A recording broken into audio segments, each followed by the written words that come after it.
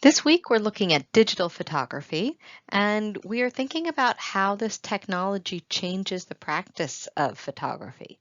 We're also interested in identifying some of the major stylistic trends in art photographs from the 80s and 90s that use this technology. So, our goals for the week are to understand the technical background of digital photography, to consider how this technique really changes the definition of a photograph.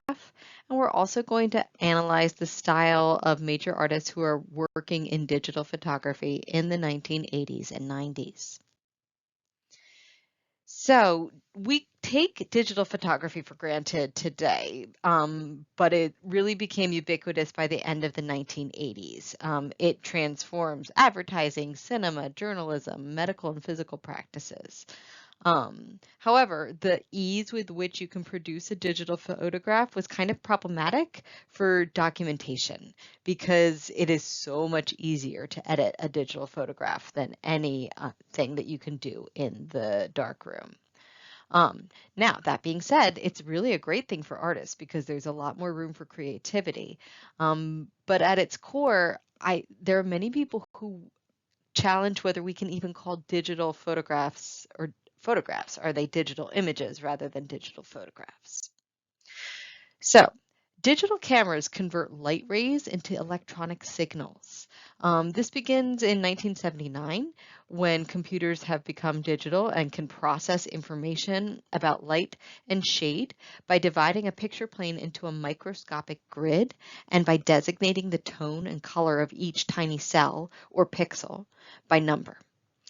This information is stored in the computer's memory, and then the pixels can be viewed on a screen. You can alter them, and then if you want, you can print it or send it. Image resolution and detail are determined by the density of the pixels. So a higher resolution and greater detail require more pixels, which in turn requires more computer memory. This technology really upends a lot of things that were taken for granted about the silver-based negative photography we've been talking about all semester. So, for example, when you enlarge a negative-based photograph, you get more information.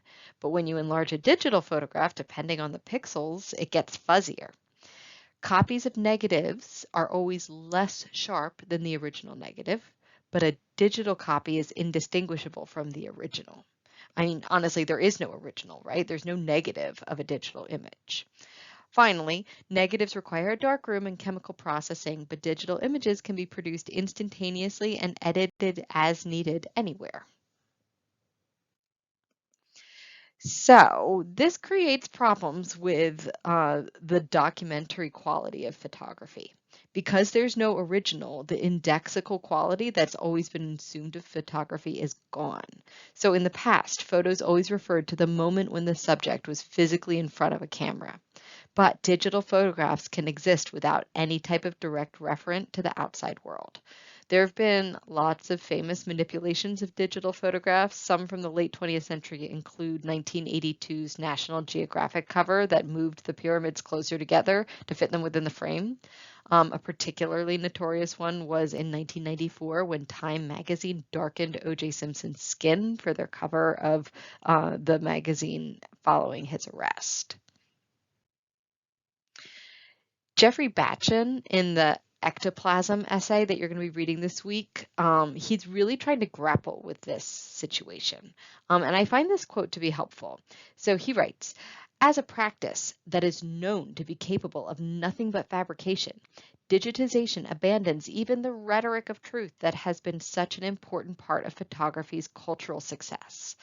As their name suggests, digital processes actually return the production of photographic images to the whim of the creative human hands, to the digits.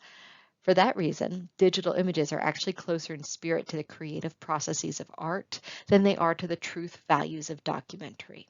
Anyway, so the idea that digital imaging is always about manipulation, it makes it really problematic as a form of documentation. And yet, it also gives artists all sorts of new things that they can do. Anyway, so that's what we're going to be thinking about now. Nancy Burson is an artist working with digital imaging very early on. So what she does in this photograph, Untitled, is it's based on a gelatin silver negative that she takes from a computer screen, and she combines multiple negatives to create an ideal face. So she layers image upon image of perfect female faces, or like from magazines and catalogs and all of these spaces where it's supposed to represent an ideal beauty. And the thing that she comes up with is this doll-like kind of unreal looking figure. 15 years later, the German photographer Loretta Lux is doing something similar. She's doing all of this in Photoshop, but she's creating these children that are idealized. She overscales their eyes, puts them in these like kind of perfect backgrounds with puffy clouds. But once again, they have this surreality to them. They don't actually look like real children. And so both Burson and Lux are thinking about how manipulating portraits can make an individual look more ideal. And yet at the end, this idealization creates figures that are completely devoid of any humanity. Esther Parada is a photographer who was working with digital imaging in a really different way. She was interested in using it to create these photo collages. So this image was never actually printed. It was always meant to be viewed on a screen. And what she's interested in here is the way that imagery can evoke multiple centuries simultaneously. So within this, what we are looking at is actually some photographs of the tomb of Christopher Columbus back here. And it has this kind of Renaissance style to it, but it's a photograph of the tomb. And then she layers it with images of people from Havana in order to kind of collapse both this colonizer, Columbus, and the spaces that he colonized. And it creates this montage style that incorporates text and different layers of images. It should remind you of the modernist photography that we looked at earlier in the semester. And many people point to Parada as taking the avant-garde styles of the early 20th century and like adapting them to digital technology. Andreas Gursky is a photographer who takes a very different approach to montage. So this is a large-scale photograph from 2001 called 99 Cent Number One.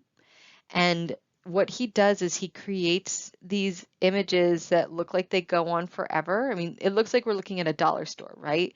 It's not a real dollar store though. He combines multiple photographs to create this image of a capitalist space that goes on forever. And it has the appearance of reality, but it's also kind of unnerving. Similarly, Gregory Crewdson creates digital images that combine multiple elements to create these scenes. So this one's called Untitled from Beneath the Roses. And these, similar to what Batchen was saying, there's no referent here. These are completely created from scratch. And Crewdson is interested, sort of like a painter, in creating a mood.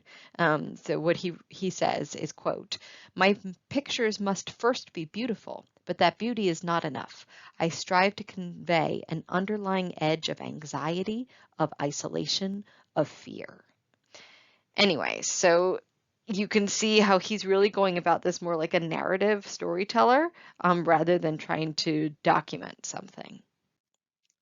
This also applies to Jeff Wall. He creates these really large scale photographs like this one, The Flooded Grave, and he installs them in these giant aluminum light boxes where they are illuminated from behind. And it sort of looks like you're looking at a movie. He would spend 2 years working on these images. So this one is called The Flooded Grave. And if you look at the grave, it actually is filled with coral. It looks completely seamless though. And so he's interested in how that seamlessness really messes around with the central goals of European art. So he writes, "The idea of a picture having to render a physically continuous space is a central part of the Western pictorial tradition. Photography has, if anything, intensified that. So we talked about this in the 19th century, how photography seems to confirm what Western painters had always been interested in making. And so Wall's interested in that as well. And yet now with digital photography, he can create that like completely from scratch. So your assignments this week revolve around that concept. In the discussion, we'll be talking about the Batchin ectoplasm essay and trying to apply it to some different examples. And then your assignment is looking at this other photograph by Jeff Wall. It's called A View from an Apartment. And you'll be thinking about how his approach to digital photography is similar to a painter.